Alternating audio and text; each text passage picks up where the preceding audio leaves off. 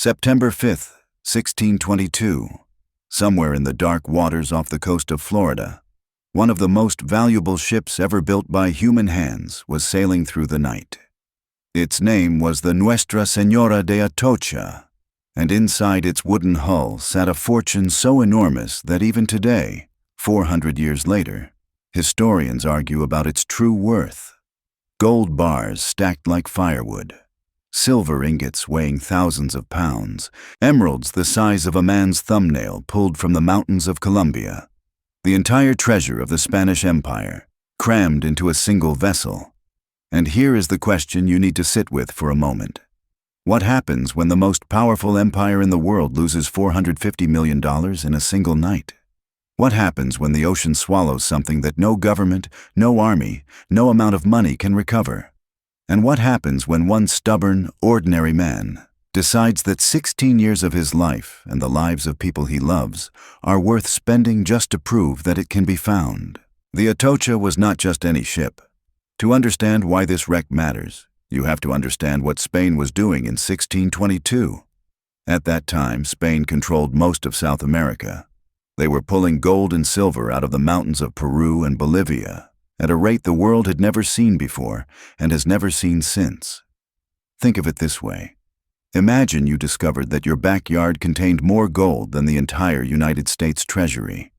You would need trucks, warehouses, armed guards, and an entire logistics system just to move it. That is exactly what Spain built. They called it the Treasure Fleet, a convoy of heavily armed galleons that sailed every year from the ports of South America and Cuba back to Seville, carrying the wealth that was funding the entire Spanish Empire. Wars, cathedrals, palaces, armies, all of it paid for by whatever the ships carried home. The Atocha was the most important ship in that convoy. It was the almirante, the rear guard, the ship assigned to protect everything else. It carried 47 tons of gold and silver, 70 pounds of raw Colombian emeralds, 582 copper ingots, tobacco, indigo, and the private fortunes of hundreds of wealthy passengers. In today's money, conservative estimates put that cargo at $450 million.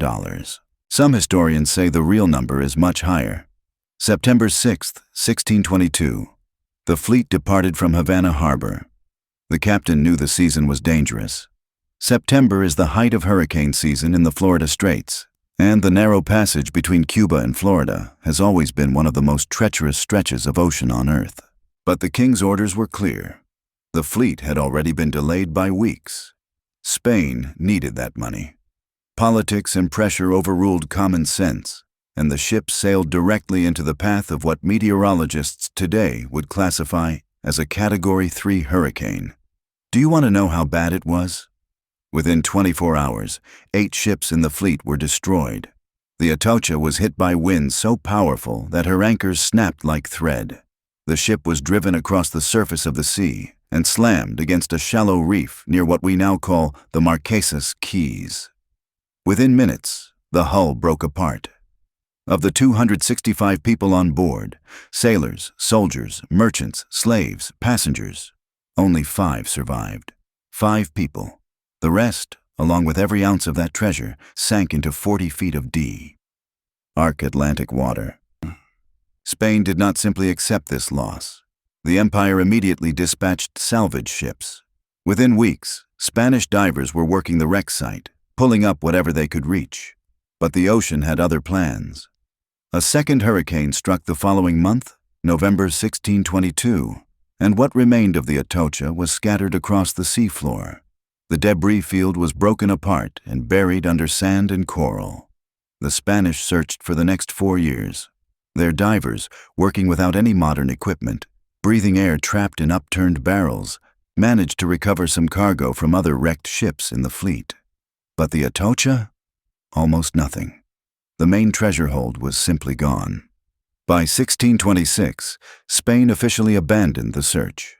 The richest single shipwreck in the Western Hemisphere was lost, and for the next 3 centuries and change, it stayed that way.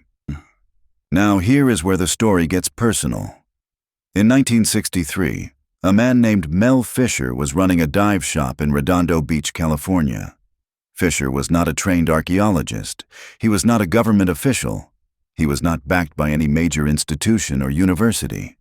He was a chicken farmer turned treasure hunter who had already found some Spanish gold coins off the coast of Florida and had decided, with the quiet certainty of a man who refuses to think about failure, that he was going to find the Atocha. Think about what that decision actually meant. He had no satellite technology, no GPS, no side-scan sonar of the kind that exists today. He had maps that were hundreds of years old, Spanish archival documents that contradicted each other, and a stretch of ocean roughly 100 miles long that he would need to search systematically, foot by foot, year by year. His friends told him it was impossible. Experts told him the ship was either completely destroyed or buried too deep to find. Mel Fisher looked at all of that and said, "Today's the day." That phrase became his motto. Every single morning, without exception, Mel Fisher would walk onto his boat and tell his crew, "Today's the day." For 16 years he said it. The search began in earnest in 1969, and for the first few years, the team found encouraging signs. Silver coins, artifacts, small pieces of cargo that confirmed they were in the right area. Fisher hired archaeologists, brought in historians, studied every Spanish document he could find in the archives of the Indies in Seville. By 1973, his team had found the Atocha's anchor, a bronze cannon, and enough silver coins to confirm they were on the right track. But the main treasure pile, the Motherlode, the gold and silver that Spain had spent 4 years trying to recover in the 1620s, that remained invisible. And then came the worst day. July 19th, 1975. Fisher's son, Dirk Fisher, who worked on the salvage crew alongside his father, discovered 9 of the Atocha's bronze cannons on the seafloor. This was a massive find. Cannons this size meant the main treasure had to be nearby. That night, Dirk called his father with the news. Mel Fisher was overjoyed. He told his son they were close.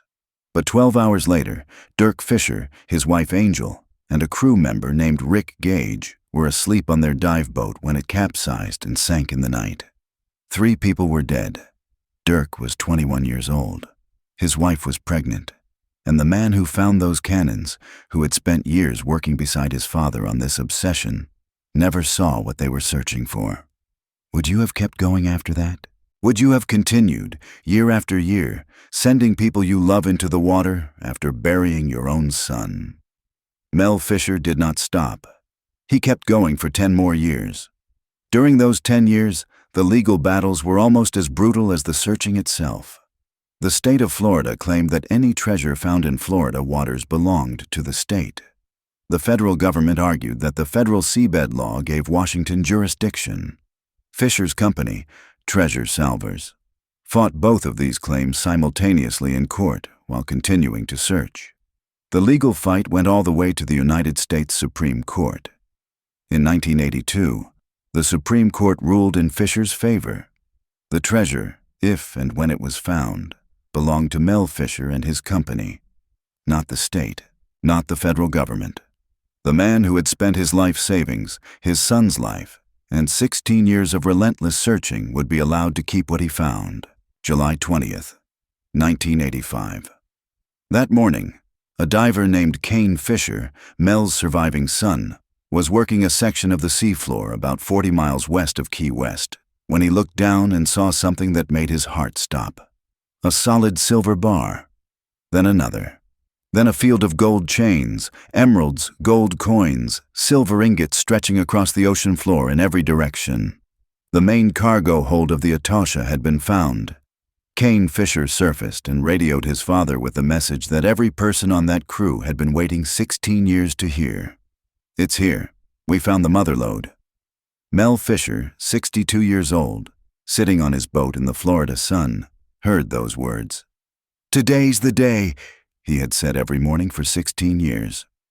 On July 20th, 1985, it finally was. The scale of what they pulled from the ocean floor in the weeks that followed was almost impossible to process. Over 40 tons of gold and silver. 114,000 Spanish silver coins called pieces of 8. 180,000 silver coins in total. Gold bars, gold chains, a stunning gold cup. Colombian emeralds that jewelers said were among the finest specimens ever recovered, some of them the size of golf balls. The total value of the Atocha treasure has been estimated at between $450 million and $500 million in today's money, making it the most valuable treasure find in American history. And every single ounce of it had been sitting on the bottom of the ocean, undisturbed, for 363 years. Here is what this discovery actually cost, because this is the part of the story that most people skip over. Mel Fisher spent approximately $12 million over 16 years searching for the Atocha. He mortgaged his home. He sold shares in his company to investors who believed in him, then watched those investors lose money year after year while he kept searching. He lost his son and daughter-in-law and a crew member to the sea. He lost his reputation in the eyes of many who called him a fool and a fraud. He spent 3 years fighting the most powerful governments in America in federal court. The question is not whether the treasure was worth $450 million. The question is what it cost one man to find it, and whether any fortune is worth that kind of price. The Atocha treasure today is split between the hundreds of investors who bought shares in treasure salvors over the years, and the Mel Fisher Maritime Museum in Key West, Florida, where visitors can see gold bars, emeralds, silver coins, and artifacts from the wreck. Mel Fisher died in 1998. 13 years after his greatest discovery. His company is still in operation. His remaining children still work in the salvage business, and divers still go out to the Atocha site regularly, because archaeologists estimate that only about half of the ship's total cargo has ever been recovered. The rest, somewhere on that seafloor in the waters off the Florida Keys, is still sitting there, waiting. At the current pace of recovery, experts believe there may still be hundreds of millions of dollars worth of gold and silver buried in that debris field that no one has touched yet. The Spanish government has occasionally raised the question of whether Spain has any legal claim to cargo that once belonged to the Spanish crown. Courts in the United States have consistently said no. The treasure belongs to whoever found it. But the deeper question this story raises is harder to answer with a court ruling. When a government loses $450 million through its own recklessness, when it sends a ship loaded with the wealth of an empire into a hurricane because political pressure overruled common sense, who really owns what was lost? The sailors who died on that reef in September 1622 never got to go home. The 260 people who sank with that ship had families waiting for them in Spain, in Cuba, in Peru. Their names are recorded in the archives of the Indies. What the Atocha carried down with it was not just gold and silver. It was the wages of slavery, the product of colonial extraction, the wealth of an empire built on the forced labor of indigenous people in the mines of South America. The emeralds came from mines where workers died by the thousands. The silver came from Potosi, where an estimated 8 million people died over 3 centuries of forced mining labor. Whether you call it treasure or evidence depends entirely on which side of history you are standing on, and the ocean, for what it is worth, has never shown any preference either way.